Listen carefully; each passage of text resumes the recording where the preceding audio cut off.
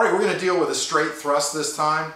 I'm going to give you one other than coming to the hip, which you can still do from a straight thrust. You can still catch it here and then pull it into the chamber position and go. So instead of using this position with the chamber, we're going to circle in and go for an outside throw. Now, in the advanced version of Naihanchi, once you're in this position, you actually shift your feet back like this, okay? So that's in the advanced version of the kata.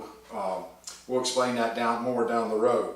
But watch what happens to this arm. So I'm here, watch what happens.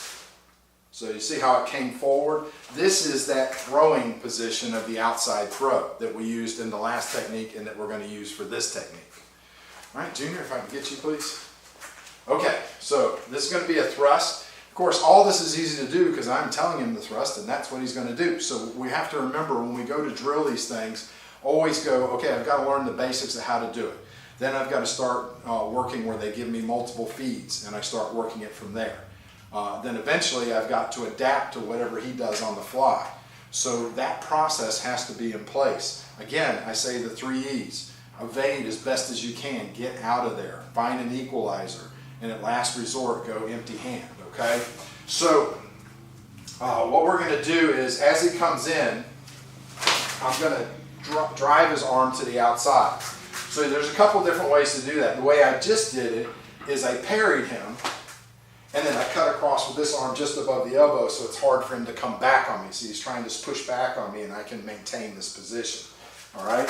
The other way I might do it is if he comes in, I might just shoot this arm through like that. Notice that time I stepped to the side because I didn't have the parry. Okay? Boom. So I'm in there. I prefer to use it with the parry. So as he's coming in, I parry it, and I'm here. Now I'm going to drive in. Okay? Now I do my outside throw and take him down. Now you'll notice I had this hand up, and that's for a reason. So come on back. My head is out a little bit because I'm talking to you, but now let me show you where I would like it to be. I'm not going to speak because I can't speak while I'm doing it.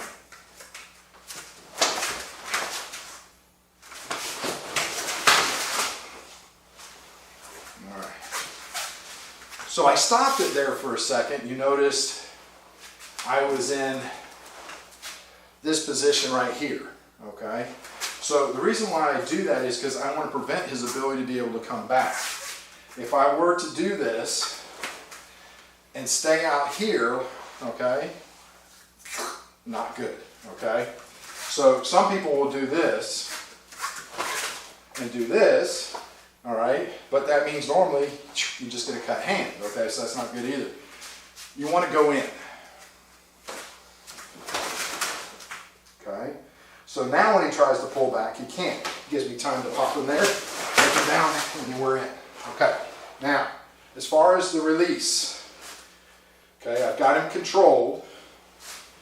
I'm going to come here on the back side of the knife, and I'm going to pry it out. I can even go directly into a finger lock by doing that. Okay? So again, he has the knife. So I'm doing this so you can see it. And I take it out a finger at a time. I can actually roll it into a finger lock. Please help us continue to bring you some great videos by subscribing to our channel and sharing our videos.